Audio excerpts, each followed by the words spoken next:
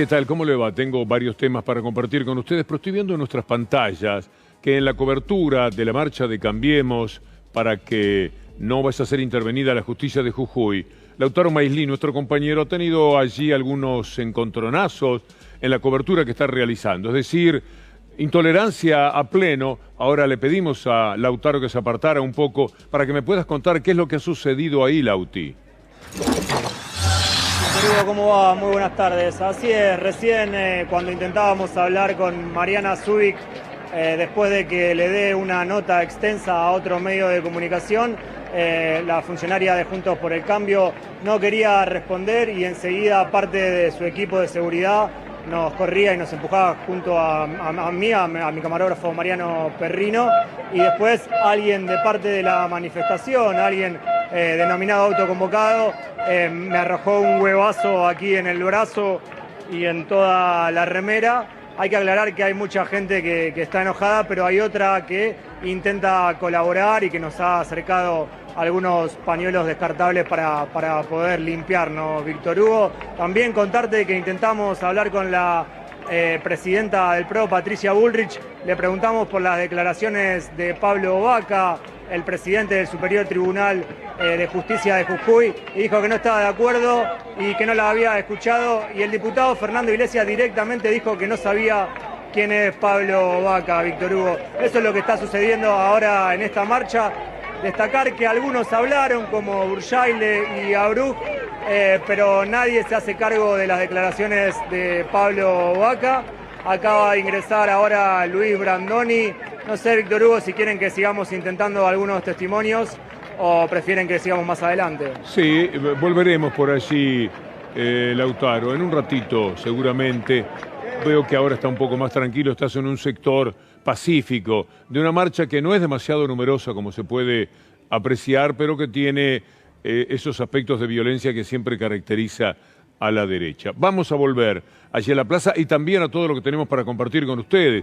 Decía Lautaro Maislin que nadie se hace cargo del conocimiento, por ejemplo, de Vaca. Hace un ratito en Radio 10, Pablo Dugan tuvo una nota con un tal Maximiliano Ferraro, que es desopilante y que vamos a escuchar. En el sentido, lo digo, de que no tienen la menor idea, no saben ni siquiera quién es Vaca. Pero eso va a ser más adelante, porque quiero empezar la columna por algo muy grato, que es la noticia referida a las universidades del conurbano.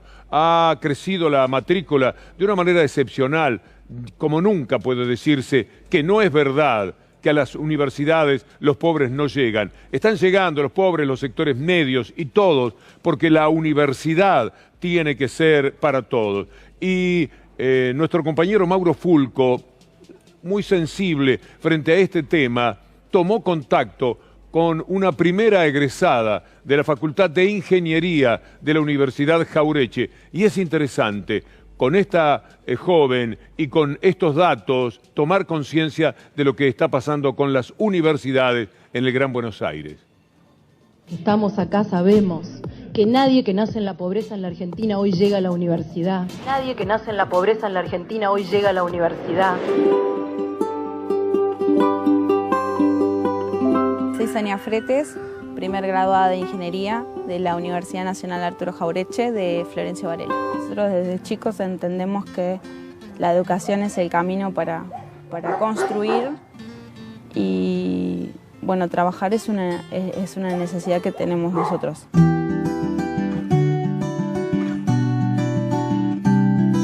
Fui becada varias veces, te cuento mis inicios. Económicamente, por un lado, con becas Bicentenario. Era una beca que se lanzó en el 2011 también, junto con la universidad, y consistía en una remuneración económica mensual que, bueno, que a mí me permitía acceder a los libros, acceder a los apuntes.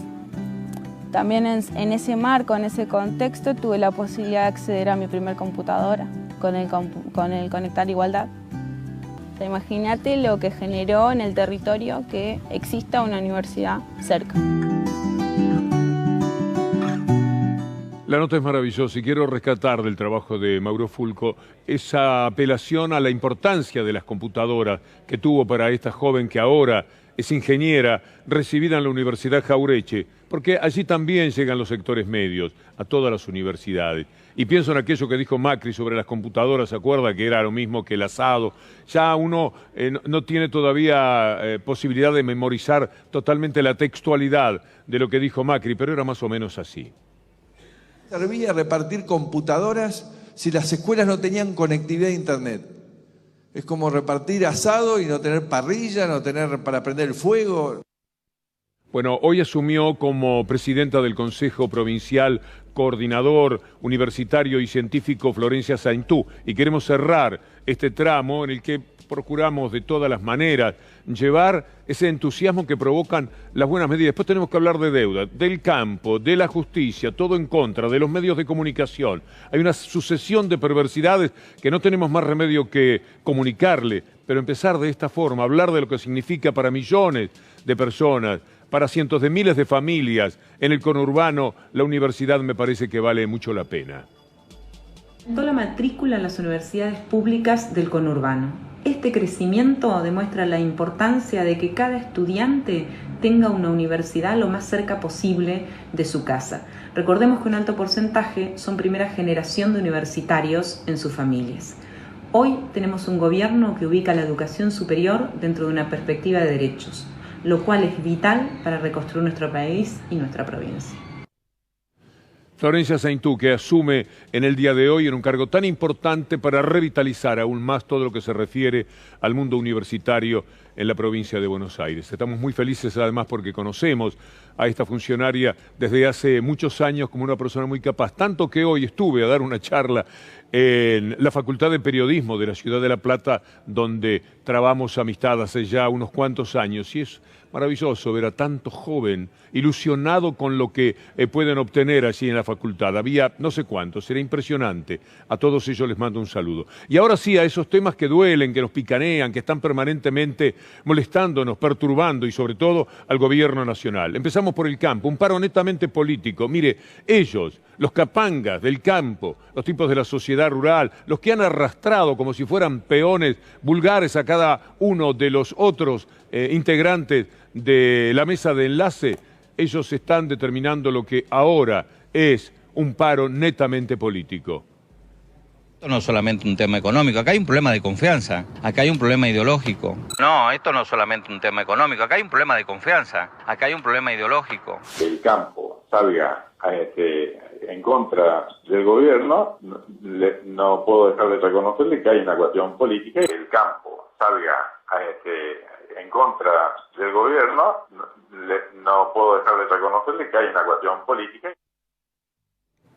Patéticos son. Anoche no paraba de reírme, en realidad, sobre lo que presentó Gustavo Silvestre de una nota que había realizado en Radio 10 con Achetone, el presidente insólito de la Federación Agraria, cuando, viendo que estaba rodeado en el conocimiento de la gente, de que el paro es netamente político, ideológico, porque lo material es favorecer a la mayoría, al 70% de los chacareros, salió a decir que no era contra el gobierno el paro, sino contra el Fondo Monetario Internacional. A ver si usted lo puede creer. Digo, esto de los organismos internacionales, imprimir al gobierno que haga más ajustes, y precisamente hagamos ajustes sobre el sector productivo que debe producir más para generar más divisa y pagar la deuda, y la verdad que desde afuera es bastante egoísta o querer atarle las manos al gobierno para que no pueda tener un éxito en su gestión. Y esto nosotros lo estamos entendiendo así, y no es en contra del gobierno, estamos tratando de ayudar para que se entienda desde los organismos internacionales que no nos deben atar las manos para producir. Ahí un héroe cívico, luchando contra el Fondo Monetario Internacional, abrazo partido solo con su alma, contra el fondo. Esto sí que es más o menos ponerse una armadura y salir a luchar contra los molinos de viento, pero de una manera muy, muy figurada y que no tiene nada que ver con el talante del personaje. Una vergüenza. Ellos saben que el paro es contra el gobierno y ahora quieren disimular diciendo que no, que es contra el Fondo Monetario Internacional. Lo que ha sucedido en estas horas es muy interesante porque no le están llevando el apunte al paro las bases. No parecería, por lo menos, mire esto que dice Javier Leukovic, nuestro colega. El lockout empezó con comercialización récord, es decir, la medida de fuerza no logró la adhesión esperada por las entidades en su primer día. No les ha ido bien. Y mire esta otra información que también marca de qué manera se está rechazando en las bases este posicionamiento netamente político. En este caso, Andrés Lobato cuenta que el paro del campo no se sintió en Liniers ni en los puertos. Porque siempre pasa cuando se toman medidas, sobre todo económicas, que es difícil favorecer al total, al conjunto completo, al universo, pero en este caso, recién Sergio me pasaba los números que ahora vamos a repasar, y la gran mayoría fue beneficiado, de los productores, del sector fueron beneficiados con esta. Cualesquiera en las bases se está diciendo exactamente esto.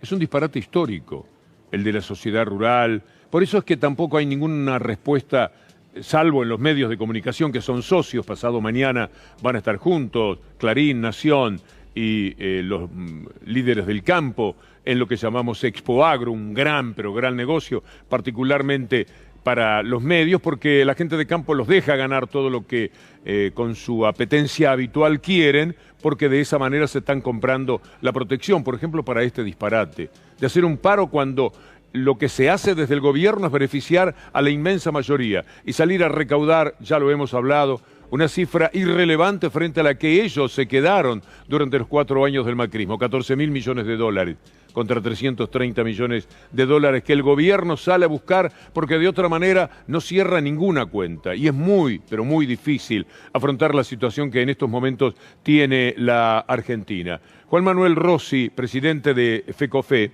dice algo muy, pero muy interesante también, y por supuesto, contra estos líderes del campo. La mesa de enlace ha tomado una decisión muy irresponsable al decretar este paro. En realidad lo decreta una parte de la mesa de enlace y después se suma el resto, respondiendo a intereses que solo ellos saben, pero que claramente no son los intereses de los pequeños y medianos productores de nuestro país y del interior más profundo. La decisión que tomó el gobierno de segmentar las retenciones, de generar un fondo para generar las compensaciones, de bajar las retenciones a las economías regionales, es para nosotros una buena noticia. Usted se preguntará, pero entonces esto es un paro político, de mala política, de mala entraña, de gente que no tiene otro sentido que el de la impunidad, porque no se puede creer lo que está sucediendo. No solo no es entendible, sino que es profundamente criticable. Es de un egoísmo feroz. Pensar primero en la política y en los intereses de ellos, porque muchos de los que se destacaron en el campo, en viejas luchas, se convirtieron en personas de la política, por supuesto a la derecha, y se metieron en el PRO. Y es ahí donde ahora están activando todo esto que sucede y que no tiene apoyo ni de ellos. Ya vio usted lo que sucede en Liniers, en el puerto de Rosario, en todos los sitios donde puede verse el trabajo del campo. La respuesta ha sido magnífica, superior incluso a si no hubieran hecho paro. Quiere decir que el paro es un fracaso. Es martes, todavía tienen 2 días más, pero ya pueden tener que reconocer que se trata de un fracaso. Usted ve lo que dicen las bases, lo que estaba señalando Juan Manuel Rossi. Es algo tan inexplicable. Alguna vez tendrán que rendir cuentas, supone uno, porque esto marca un verdadero perjuicio en muchos sentidos para un gobierno, para un país que está peleando a brazo partido frente a la deuda y frente a las reformas que hay que hacer para terminar con la tierra arrasada que dejó el gobierno anterior, por ejemplo, en la justicia. Escuche a Alberto Fernández hablando sobre el campo. Donde necesito que todos me ayuden, porque ustedes a partir de ahora no van a pagar más los medicamentos que pagaron hasta hoy porque Alberto Fernández quiso. Es porque toda la Argentina está ayudando a que ustedes no lo paguen. Somos todos los argentinos los que ayudamos a hacer eso. Somos todos los argentinos. Por eso a veces me duele mucho la intolerancia de los que no entienden y a veces hacen paros raros. Pero paciencia, entenderán. Siempre digo lo mismo. No tenemos a los medios, pero tenemos la razón. Y si tenemos la razón, la gente nos va a acompañar. Por eso la tranquilidad. Es evidente que el gobierno ha sabido conducirse en este tema, por más que los medios de comunicación, ya saben ustedes cuáles son, estén permanentemente diciendo no era el momento. ¿Cuál es el momento?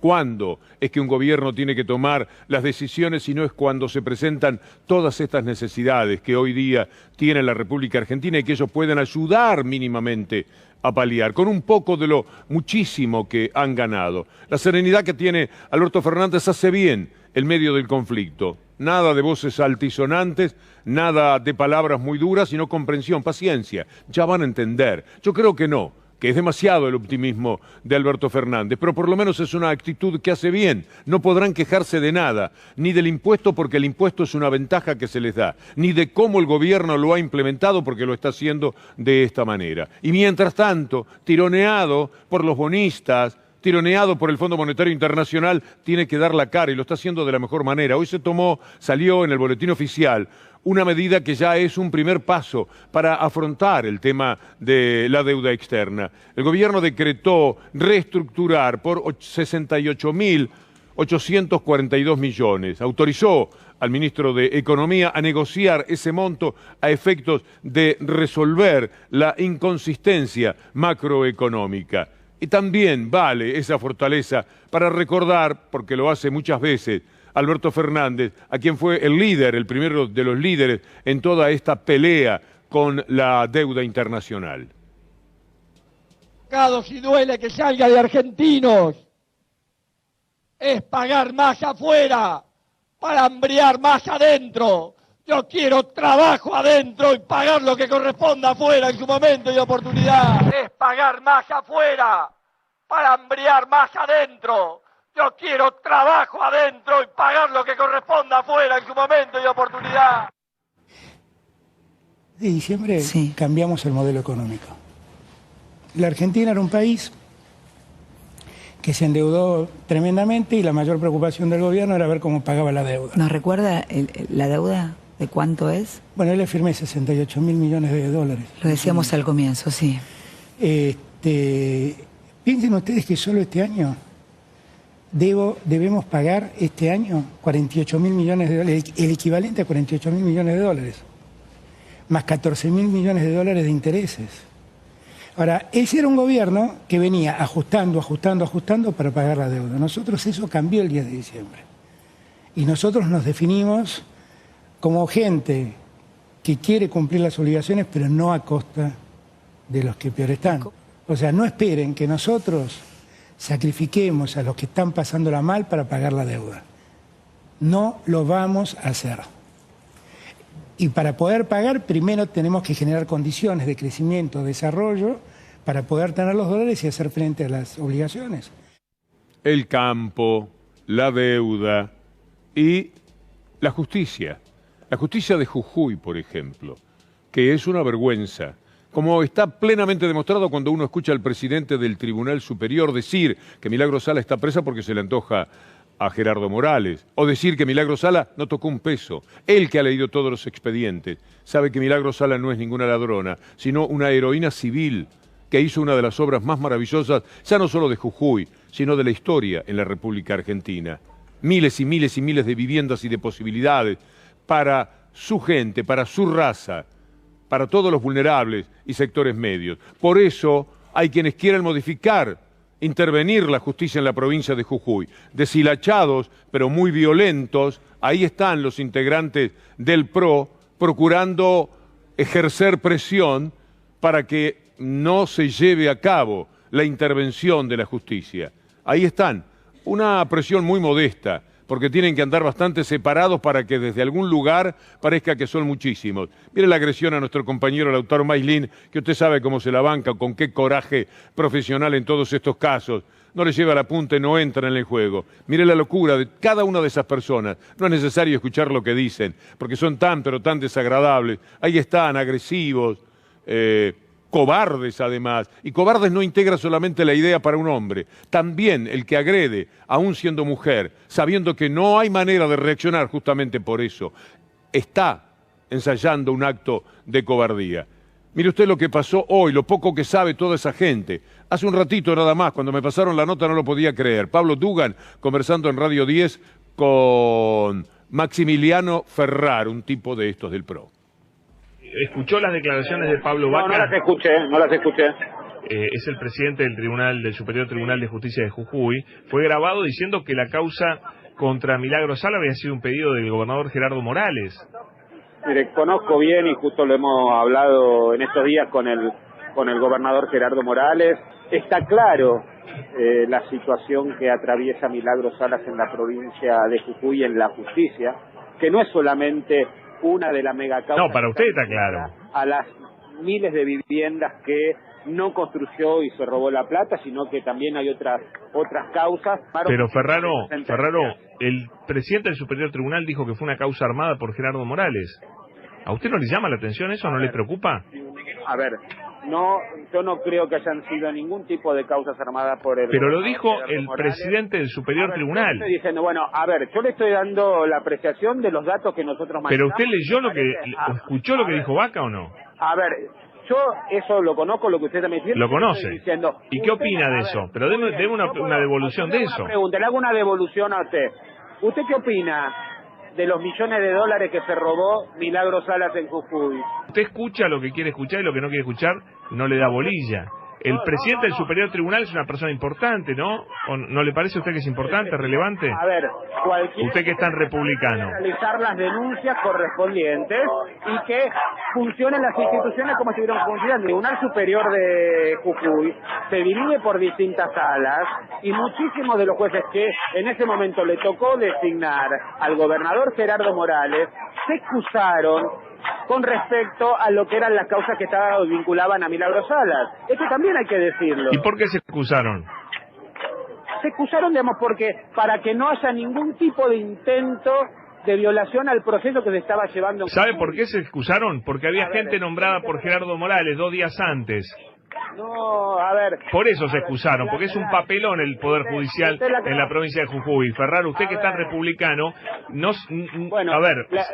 o conoce y se hace el tonto o no lo conoce. Pablo, lo siento mucho, no tenemos una condición objetiva y ética en la entrevista que me está realizando. Muchísimas gracias. Bueno, perfecto, sí.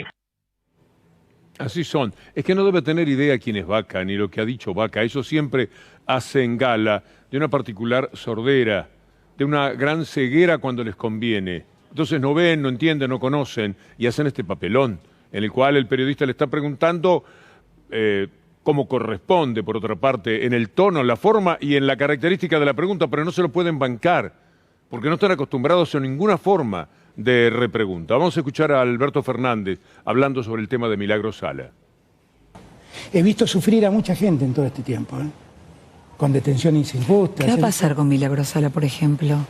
Habló Morales, el gobernador, y dijo que antes de dejarla libre, que le peguen un tiro en la cabeza. También dijo algo que yo valoré.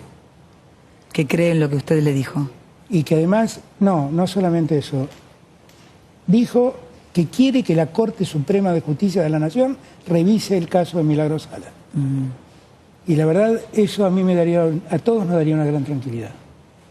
Porque tenemos muchas dudas sobre cómo funcionaron esos procesos en Jujuy. Es muy difícil todo. Es muy difícil porque está el poder famoso de los medios detrás, apuntalándolos, instigándolos, fortaleciendo esas posiciones tan ridículas como las que tenía recién ese entrevistado de Dugan. Y en cuanto a la reforma de la justicia, que todavía no es un hecho definitivo, amenazaron con que se iban a ir cientos de jueces y fiscales, que la justicia iba a quedar vacía, 250, 500, cualquier cifra les venía bien. Se han ido 23, de los cuales consta que 20 más o menos lo tenían previsto, que se quedaban ahí porque es una vida de privilegio, de cierta comodidad y podían esperar. Pero ahora, frente a esta situación, los que muchas veces dijeron, yo me tengo que ir, ya hice lo mío, ya está, lo están haciendo. Pero son solamente 23, por ahora tan solo 23, con lo cual ni siquiera es verdad, siempre mienten, que esto iba a construir una reforma total, absoluta de la justicia para sacar 500 y poner 500 del palo que ustedes estarán imaginando. Porque La justicia determina, entre otras cosas, un bien tan sagrado como la libertad nuestra. Y por lo tanto lo que nosotros necesitamos es que funcione bien. La justicia en todos estos años ha construido causas, ha manipulado testigos, ha mantenido detenida gente que no debió haber estado detenida. Y yo lo único que necesito es que eso no vuelva a pasar, que haya jueces dignos, honestos, probos y capacitados técnicamente para impartir justicia. Lo que más nos importa siempre es que podamos reflexionar, acompañarnos con fundamento en esta pelea ideológica muy fuerte contra rivales, adversarios poderosísimos a los que vamos a tener en el final de nuestro programa. Anoche, el doctor Beraldi le daba una respuesta muy interesante a Juana Morín, porque los medios juegan con que se está avanzando sobre la justicia y lo único que se ha hecho es descomprimir la brutal presión de esa mesa de justicia que tenía instalada con un tal Pepín, con Macri, con Garabano, con Julio Saguier, hombre del diario La Nación, que iba por allí y decía, che, hay que meter preso fulano. Podía ser Jaime, como contó Pañi, pero también pudo haber sido cualquier otro en muchísimas ocasiones. Alguna vez no le salió del todo bien. Entonces, lo que tenemos es esta respuesta de Beraldi, que me parece ejemplar para entender verdaderamente lo que está sucediendo con la justicia ahora en la Argentina. Hay una presentación que se hace de estos temas en varios de los medios hegemónicos, como que el cambio de gobierno generaría algún tipo de lentificación en las causas procesales o que esto significaría algún avance en favor de la impunidad. Y esto es absolutamente falso. En realidad lo que hay es la destrucción, me parece, de un concepto hegemónico que existía con una mesa judicial dirigida desde la Presidencia de la Nación por Mauricio Macri y un grupo de jueces que actuaba de manera coordinada. Al haber caído, después de las elecciones, ese poder hegemónico, esa mesa judicial, creo que las cosas empiezan a tener otra vez el desarrollo normal. Es decir, que si aparecen decisiones en donde las personas que estaban privadas ilegítimamente de la libertad recuperan justamente la libertad, si hay imputaciones falsas que habían progresado y que ahora se demuestra a través de otras investigaciones que eran cargos totalmente insustanciales, bueno, lo que me parece es que lo que está ocurriendo es lo correcto. No hay una politización de las decisiones, sino todo lo contrario, una justicia que empieza a actuar como corresponde. Así de simple. Felicitaciones a Juana Morín por el muy buen y exitosísimo programa que realizó anoche. Y lo digo además en el marco de algo más que tendremos de él de inmediato, después de mirar esta información que hace a lo que también desde los medios de comunicación intentan señalar. Ahora hay revancha, no. Aranguren y Laura Alonso son dos personas que tienen que dar explicaciones. Si Aranguren era de Shell y un día hacen un negocio y de 8 barcos que traen lo que Shell puede aportar, 7 son de la empresa para la cual trabajaba y de la que todavía era socio. Y sí, Laura Alonso era la que recomendaba, cuando tienen algo que les provoca alguna duda, no firmen ustedes, hagan firmar a los otros, es bueno que tengan que dar sus explicaciones. Están de nuevo en la mira de la justicia porque el juez Rodríguez quiere saber qué pasaba en las comunicaciones entre ellos. Y este es el informe del programa Conflicto de Intereses. La última entrega de declaración jurada suya daba que el 84% de su patrimonio, que eran 88 millones de pesos, estaban depositados en un banco extranjero. Quiero saber si usted repatrió parte de los fondos o lo sigue teniendo allá. Todavía lo sigo teniendo, veré en el momento. Eso tiene que ver con la confianza que hemos perdido en la Argentina. Bueno, pero a medida que recuperemos la confianza... O sea, no la recuperó todavía. Hay un dicho, el que se quemó con leche de una vaca y llora. Bueno, es una partecita del informe, como darles a probar. Siga todos los programas de C5N porque todos tienen esa creatividad y esa impronta netamente periodística. Como esto que va a haber de Lautaro Maislin, que ahí está padeciendo a esa gente intolerante, agresiva, que le tira un huevazo, una cobardía incalificable. Pero Lautaro se la banca, ya lo conoce usted.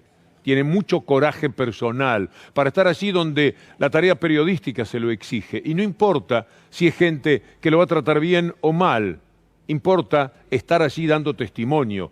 Poco podríamos saber de ese comportamiento tan agresivo, tan absurdo, de esa gente del PRO que está haciendo una manifestación para que no cambien a la justicia de Jujuy, para que no intervengan la justicia de Jujuy, lo que en estos momentos se está considerando en el Congreso. Tanto les molesta que se ponen en ese nivel de agresividad. Esto es de Lautaro Maislin y tiene que ver con lo que se le viene a Michetti, que no la tiene fácil. Por ejemplo, hacíamos licitaciones para las obras del Senado, ¿no? Que las hicimos todas con ahorro, que no pedimos ningún peso más a Hacienda para que nos diera, todo lo hicimos con ahorro. Y era una cantidad de obras importantes que nunca se habían hecho, más de 100 años de que estaba el edificio no se habían hecho nada. Estamos viendo parte de las obras que fueron licitadas y que, bueno, como ustedes están viendo, no avanzaron demasiado. Esto es un tanque de agua que abastece a todo el edificio anexo del Senado. Y en este caso lo que se había licitado era la impermeabilización de la azotea, pero miren el estado de los caños. Yo sigo siendo la vicepresidenta y tengo una tarea muy, pero muy polenta y potente. La cantidad de cosas que he hecho en estos 3 años y pico son tantas que a veces, te digo de verdad, me confundo en qué lugar hice tal cosa y en qué lugar tal otra. Estamos ahora en el 9º piso, es decir, abajo de la azotea, abajo del tanque de agua, con los caños corroídos, con los caños en el estado en que los vimos, y se ve claramente en el techo de este 9º piso el efecto de esa obra inconclusa. Según la licitación denunciada, en este patio debería haber, o al menos debería haber comenzado la obra para instalar un ascensor y una escalera de emergencia. Todo muy, muy distante de justamente la escalera de emergencia y el ascensor que deberían haber comenzado a construir aquí.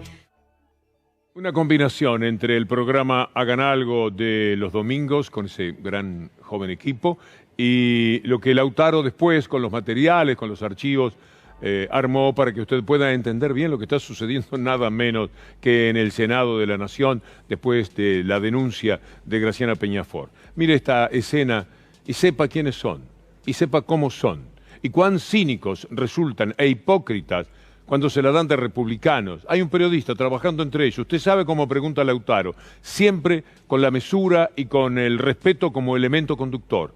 La gente puede dar la espalda y entonces no se insiste, o la gente acepta hablar, a veces a los gritos, a veces de manera despreciativa, a veces abusando del número que rodea al periodista, y ahí pasa alguien que tira un huevazo a nuestro compañero. Y ahí está la señora que aplaude y festeja. Estos son. Así esta es una manera de verlos y de comprender a dónde pueden llegar. Piensen que esto lo hacen con una cámara. Si no estuvieran siendo tomados por nadie, esto se estuviera, qué sé yo, haciendo sin la protección que finalmente provoca el poderlo compartir con ustedes, uno no sabe cómo terminaría. Una patota deshilachada que está pidiendo por algo en lo que por supuesto no tienen razón, porque el propio presidente del Tribunal Supremo de Justicia de Jujuy dijo cómo son las cosas en ese lugar absolutamente feudal. Marcha e intolerancia a favor de una justicia feudal. La seguimos mañana si Dios quiere. Muchas gracias.